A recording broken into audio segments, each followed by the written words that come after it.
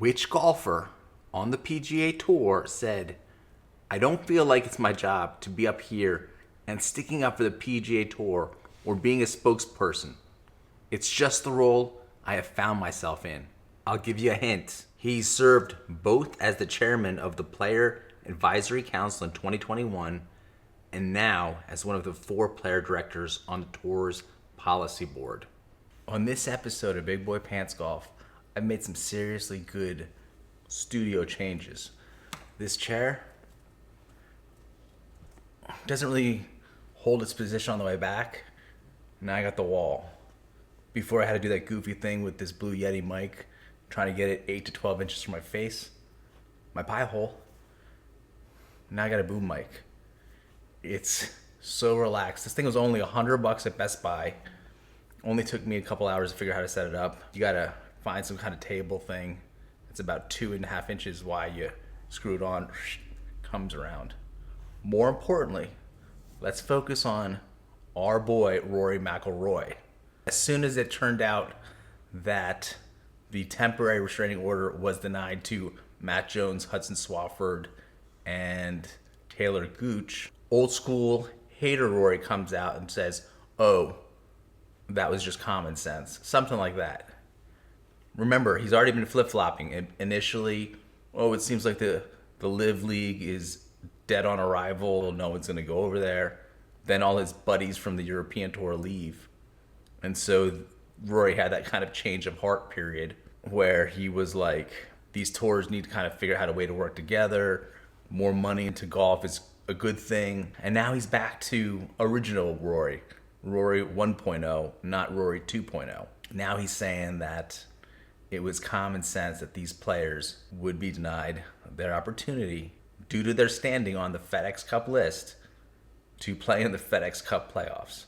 Now, if you're like me, you see this as hogwash. I'm going to do some researching on the judge later. Just a little bit of research. She could be kind of shady, and I'll tell you why. It could also be a case of the Live lawyers choosing the wrong forum. It's another story for another time, as I want more information to kind of come out and get more people on record. You don't want to be the first person to jump on that little fire. You want to wait for the fire to get a little bit bigger so that everyone gets burned a little bit. Something like that. So yes, Rory McIlroy is the answer to the question of who said, I don't feel like it's my job to be up here and sticking up for the PGA Tour or being a spokesperson. It's just the role I have found myself in.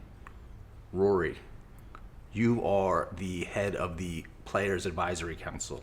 That was a position which I believe you're nominated for and you have to actively work to get. Rory, because you're the chairman of the PAC, it is your job to be up there sticking up for the PGA Tour and being a spokesperson. It's not just the role you have found yourself in. I didn't know what the duties of Rory would be as the chairman of the PAC, but I was able to find this article from way back when.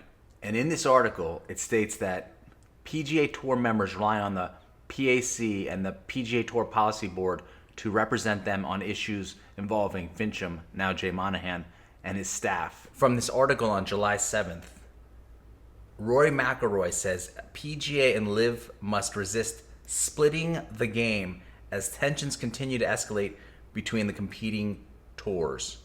So a little over a month later, he's rejoicing the fact that the tours are even a little bit more split because these 3 golfers weren't able to play in the FedEx Cup. This was the perfect time for Rory McIlroy to step up as the chairman of the Players Advisory Council and show true leadership. He could have let these players play, and this could have been the beginning of all sides coming to the table and being adults. And Rory could have been the adult in the room. But now he's back at the kids' table.